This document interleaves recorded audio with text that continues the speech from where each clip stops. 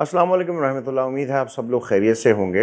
हम कौन हैं, बहैसियत मुसलमान हम कौन हैं और हमारी क्या रिस्पॉन्सिबिलिटीज़ हैं, हमारी क्या ज़िम्मेदारियां हैं, और अल्लाह ताला ने कुरान शरीफ में हमको किस नाम से मुखातिब किया है, आज हम इसको एक्सप्लोर करने की कोशिश करेंगे। अगर आप कुरान शरीफ को उठाते हैं और देखते हैं कि अल्लाह ताला ने इंसान को और ख़ास तौर पर मुसलमानों को किस लफ्ज़ से मुखातिब किया है, तो वो लफ्ज़ बनता है अब्द, ऐन बे दाल, अब्द। हमें इस लफ्ज़ के मायने भी जानने हैं और हमें इस लफ्ज़ से रिलेटेड जो ज़िम्मेदारियां हमारे ऊपर आयद होती हैं उनको भी जानना है और उन ज़िम्मेदारियों को अदा करने की भरपूर कोशिश करनी है, तभी हम इस दुनिया में और आखिरत में मुकम्मल कामयाबी हासिल कर सकेंगे। अब जैसे मैंने आपको बताया कि अल्लाह ताला ने मुसलमानों को और इंसानों को अपनी किताब में अब्द के नाम से मुखातिब किया है, तो इसका मतलब क्या है। सूरह बनी इसराइल, सूरह जिसको सूरह इसरा भी कहते हैं, उसकी जो पहली आयत है, अगर आप उसको रेफ़र करें, ये 15वें सिपारे की पहली सूरत है और बिल्कुल इब्तिदाई आयत है 15वें सिपारे की।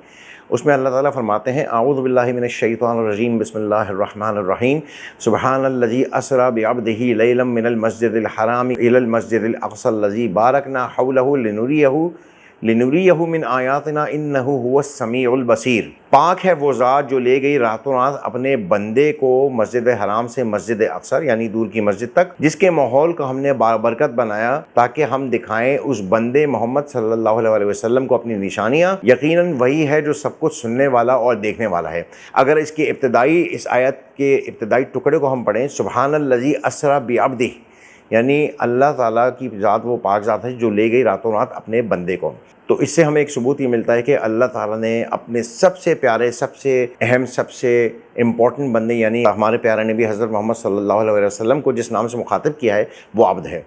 उनकी निस्बत से हम सब भी अब्द हो जाते हैं। इसी तरह आप सूरह फुरक़ान की आयत नंबर 63 देखते हैं, तो उसमें अल्लाह ताला ने फरमाया है, व इबादुर रहमानिल लज़ीना यमशूना अलल अर्दि हौनन व इज़ा ख़ातबहुमुल जाहिलूना क़ालू सलामा।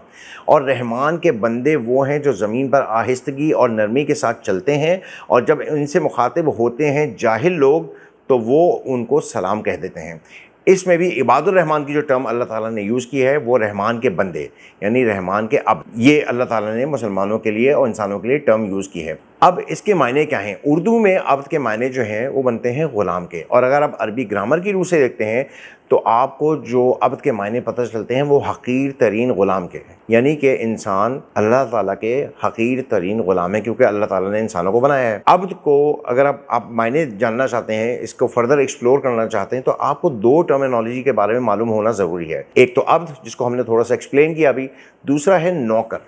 नौकर और अब्द के अंदर क्या फ़र्क होता है? देखिए, नौकर जब होता है, जो बंदा नौकरी करता है, तो वो नौकरी एक ख़ास मुद्दत, एक ख़ास वक्त के लिए होती है, और आपके पास चॉइस होती है कि जब भी आपका दिल भर जाए, आपकी ज़रूरतें पूरी हो जाएं, या जब भी आपके पास कोई ऐसी सिचुएशन हो जिसमें आपको उस नौकरी को छोड़ना हो, तो आप उस नौकरी को छोड़ सकते हैं। 9 to 5 नॉर्मली हम सब नौकरी करते हैं in general, 8 to 6, 9 to 5, 8 to 4 मुख्तलिफ औक़ात होते हैं नौकरी के, और उसमें हम उस पीरियड के दौरान जब हम नौकरी कर रहे होते हैं अपने उस बॉस के ताबे होते हैं जो हमें अहकामात जारी करता है, और हम उसके अहकामात को बजा लाते हैं।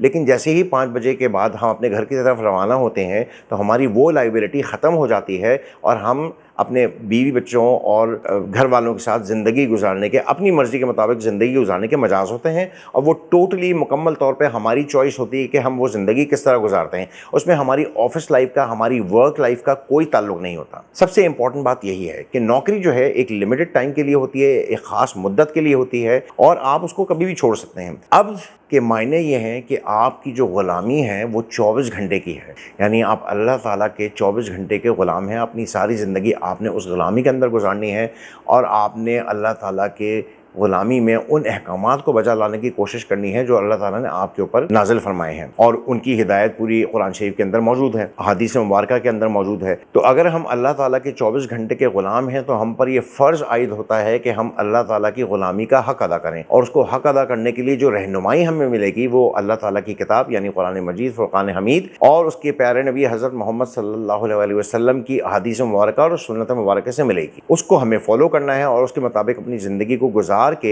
हमें दुनिया और आखिरत की कामयाबी हासिल करनी है। जब हम ये देखते हैं कि अब्द कौन है, और तो हमें ये भी जानना ज़रूरी है कि अब्द की रिस्पॉन्सिबिलिटीज़ क्या हैं और अब्द की कैरेक्टरिस्टिक्स क्या हैं।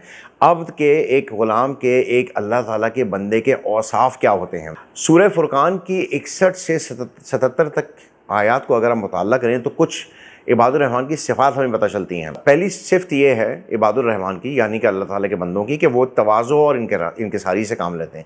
بہت ہی ڈاؤن ٹو ارتھ لوگ ہوتے ہیں، بدتمیز نہیں ہوتے، بد اخلاق نہیں ہوتے، اکھڑ مزاج نہیں ہوتے۔ اس کے علاوہ تبلیغ جب وہ کرتے ہیں تو بہت حکمت سے کرتے ہیں، جیسے ہم نے ایک پیچھے آیت بھی پڑھی ہے کہ جس میں اللہ تعالیٰ نے فرمایا کہ وعباد الرحمن الذین یمشون علی الارض ہونا واذا خاطبهم الجاہلون قالوا سلاما، یعنی کہ رحمان کے بندے وہ ہیں جو زمین پر آہستگی سے چلتے ہیں، نرمی کے ساتھ چلتے ہیں، اور جب ان سے مخاطب ہوتے ہیں جاہل لوگ تو وہ ان کو سلام کہہ دیتے ہیں۔ یعنی کہ وہ پھر تبلیغ میں حکمت کا استعمال کرتے ہیں، اور اگر ڈسکشن کے اندر ایک پوائنٹ آف نو ریٹرن آ جائے تو وہاں پہ اس ڈسکشن کو اچھے نوٹ پہ ختم کر کے آگے بڑھ جاتے ہیں، اور اگلی ملاقات میں دوبارہ اس بندے کے ساتھ بات کرنے کی کوشش کرتے ہیں۔ تیسرا وصف عباد الرحمن کا یہ ہے کہ وہ تہجد گزار ہوتے ہیں۔ وہ اپنی نہ صرف یہ کہ 5 وقت کی فرض نمازوں کا اہتمام کرتے ہیں، بلکہ اللہ تعالیٰ کے سامنے رات کے آخری پہر میں گڑ گڑا کر دعائیں بھی کرتے ہیں، اور اس کے حضور جو ہے نمازیں بھی پڑھتے ہیں۔ ان کو ہر وقت جہنم کا خوف ہوتا ہے، اور اس جہنم کی خوف کی بنا پر وہ تقوی اختیار کرتے ہیں اور اپنی زندگی کو اللہ تعالیٰ کے بتائے ہوئے احکامات کے مطابق گزارنے کی کوشش کرتے ہیں۔ ایک بہت ہی امپورٹنٹ دنیاوی فیکٹر جو ان عباد الرحمن میں ہوتا ہے اور ہونا چاہیے، وہ یہ ہے کہ وہ اپنے معاملات میں کفایت شعاری اور میانہ روی اختیار کرتے ہیں۔ وہ فضول خرچ نہیں ہوتے، وہ شو باز نہیں ہوتے، وہ اپنی دولت کو بے دریغ استعمال نہیں کرتے، وہ اپنی دولت کو ناجائز ذرائع پہ استعمال نہیں کرتے، نہ وہ ناجائز ذرائع سے دولت کماتے ہیں اور نہ ہی ناجائز ذرائع سے اپنی دولت کو خرچ کرتے ہیں۔ تو یہ کچھ 5-6 اوصاف ہوتے ہیں۔ اگر ہم ان کو اسٹڈی کرنا شروع کریں اور ان آیات کا مطالعہ کریں سورہ فرقان کی آیت نمبر 61 سے 77 تک، تو ہمیں ایک بہت اچھی انسائٹ ملتی ہے کہ ایک عباد الرحمن کو، ایک اللہ تعالیٰ کے بندے کو، ایک اللہ تعالیٰ کے غلام کو کیسا ہونا چاہیے، اس کی زندگی کیسے گزرنی چاہیے، اور ان اوصاف کی بنیاد پر اللہ تعالیٰ نے اس کو کامیابی کا راستہ کیا دکھایا ہے۔ انشاءاللہ آپ سے اگلے ویلاگ میں دوبارہ ملاقات ہوگی۔ السلام علیکم ورحمۃ اللہ وبرکاتہ۔